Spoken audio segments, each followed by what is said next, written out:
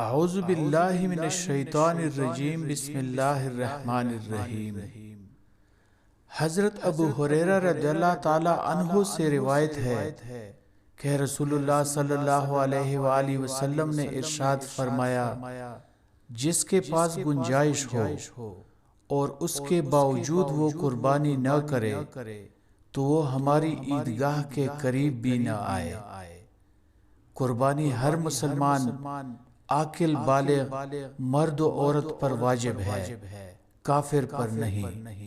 نابالغ اور پاگل پر قربانی واجب نہیں۔ مالدار یعنی صاحب نصاب پر واجب ہے، غریب پر نہیں۔ قربانی مقیم پر واجب ہے، مسافر پر نہیں۔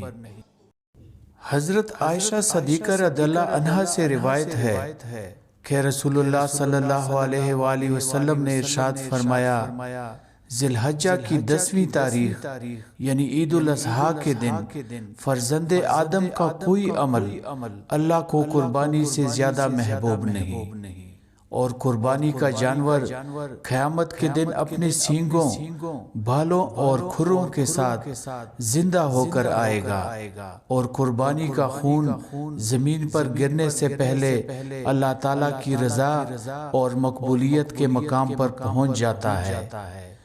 پس خوشدلی سے قربانی کرو، یعنی اس کو بوجھ مت سمجھو۔ حضرت ابو سعید خدری رضی اللہ تعالیٰ عنہ سے روایت ہے کہ حضور صلی اللہ علیہ وآلہ وسلم نے اپنی صاحبزادی سیدہ فاطمہ الزہرا رضی اللہ تعالی عنہا کو قربانی کے وقت فرمایا کہ اے فاطمہ اٹھو، اپنی قربانی کے پاس حاضر ہو جاؤ، کیونکہ اس کے خون کے پہلے قطرے کے گرنے کی وجہ سے تمہارے پچھلے صغیرہ گناہ معاف ہو جائیں گے۔